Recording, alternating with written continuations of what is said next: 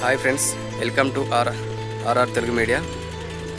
ప్రస్తుతం మనం గత 2-3 సంవత్సరాల క్రితం మంచి ఫేమస్ అయినటువంటి ఎర్రవరం శ్రీ లక్ష్మీ నరసింహస్వామి దేవస్థానం నిర్మాణ పనులను పరిశీలిస్తున్నాం. ప్రస్తుతానికి మీరు చూడొచ్చు ఇక్కడ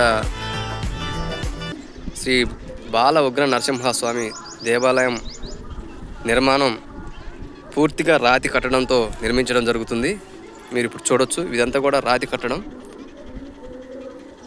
కట్టడంతో దేవాలయ నిర్మాణ పనులు వేగవంతంగా జరుగుతున్నాయి. చూడొచ్చు శ్రీ బాల ఉగ్ర నరసింహస్వామి దేవస్థానం ఎర్రవరంలో ప్రసిద్ధిగాంచిన దేవస్థానంగా గత 2-3 సంవత్సరాల క్రితం భక్తులతో రద్దీగా ఉన్నటువంటి దేవస్థానం ప్రస్తుతం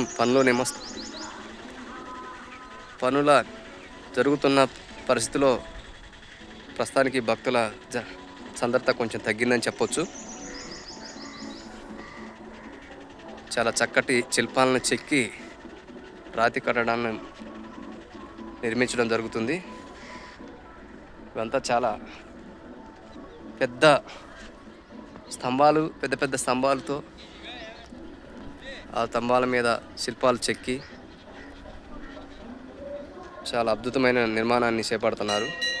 చూడొచ్చు, చాలా ఖర్చుతో కూడినటువంటి నిర్మాణం ఇది. పూర్తిగా నిర్మాణం అనేది కొంత టైం పట్టేటట్టుంది పూర్తి అయ్యేటరకు. ప్రస్తుతానికైతే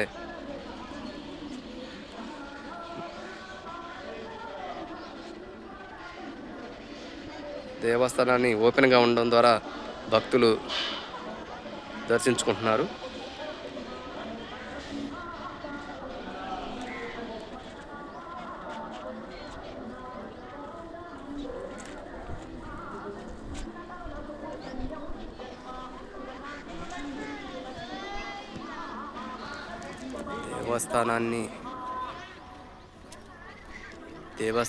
దేవస్థాన కమిటీ వారు చాలా శ్రద్ధతో భక్తితో నిర్మాణ పనులను చేస్తున్నట్టుగా కనిపిస్తుంది.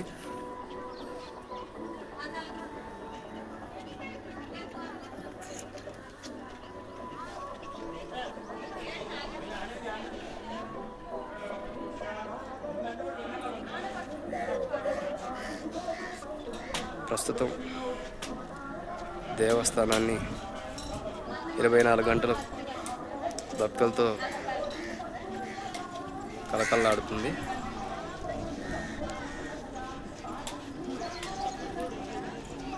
చూడొచ్చు మీరు.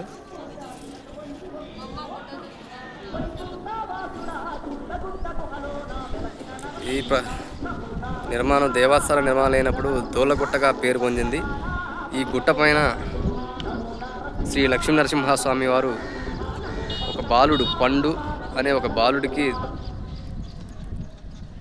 ఆయన శరీరంకు ఆహరించి ఇక్కడ నేను వెలిచానని చెప్పడంతో ఈ చుట్టుపక్కల గ్రామ ప్రజలు మరియు ఈ గ్రామంలో ఉన్నటువంటి కొందరు ఇక్కడికి వచ్చేసి పరిశీలించగా ఇక్కడ స్వామివారు వెలిసినట్టుగా ఆనవాళ్ళు కనిపించడంతో ఇక్కడ దేవాలయాన్ని నిర్మించాలనే ఒక ఆలోచనతో ఇక్కడ ఈ దోళ్ళగుట్టని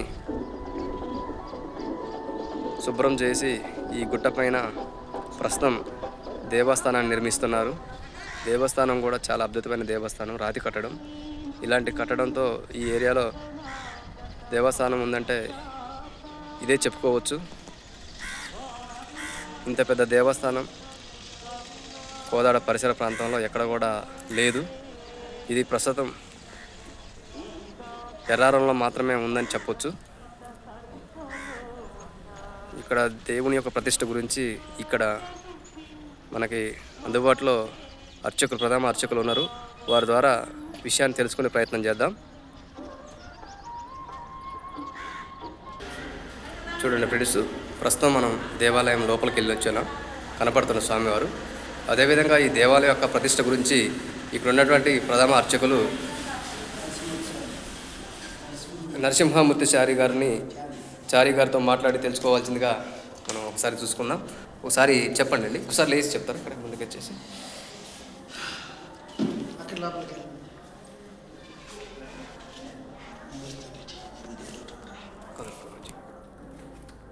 జై బాలావతి సింహస్వామి వారికి జై.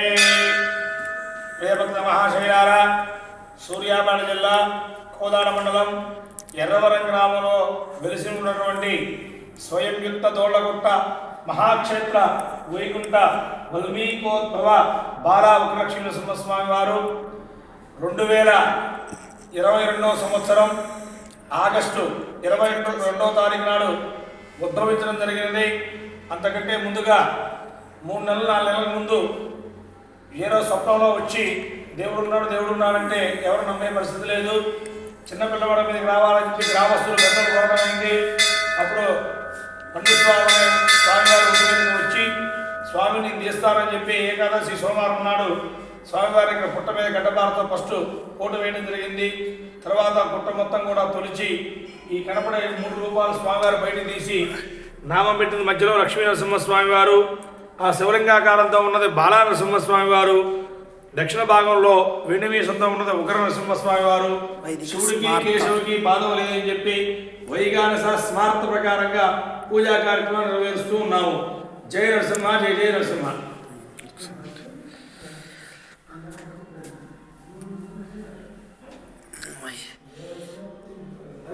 ఇప్పుడే యాక్సిడెంట్ మన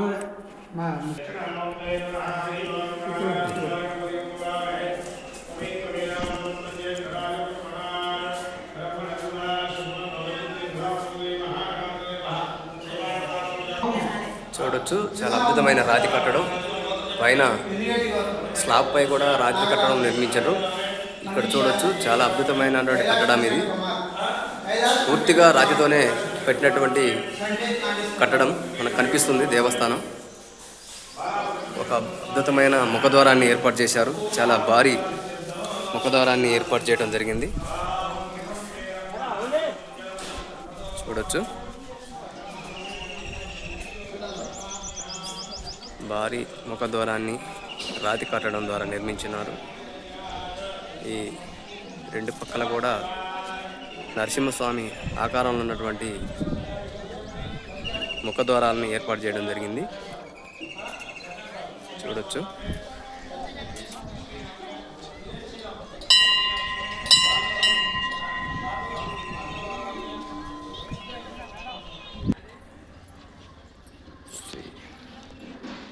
బాల ఉగ్రమ నరసింహస్వామి వారి దేవాలయం ఎర్రవరం. ఇక్కడ గొప్ప విషయం ఏంటంటే నిత్య అన్నదానం నడుస్తుంది ఇక్కడ ప్రతిరోజు. అది చూసే ప్రయత్నం చేద్దాం ఇప్పుడు.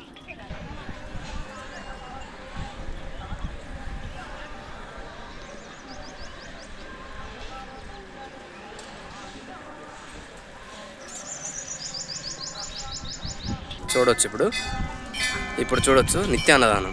ప్రతిరోజు ఎంతమంది భక్తులు వచ్చినా లేదనకుండా ఇక్కడ నిత్య అన్నదానం జరుగుతుంటుంది.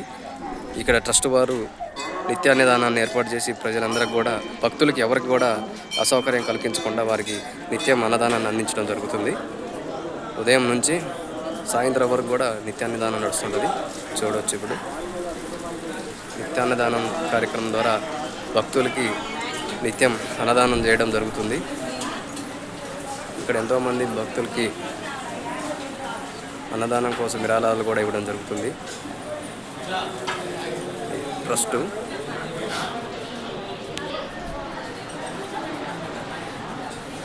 ప్రతిరోజు ఇక్కడికి వచ్చిన భక్తులకు నిత్య అన్నదాన కార్యక్రమాన్ని నిర్వహించి ప్రజలకి ఇబ్బంది కల్పించకుండా భక్తులకి నిత్యం అన్నదానాన్ని అందిస్తున్నారు.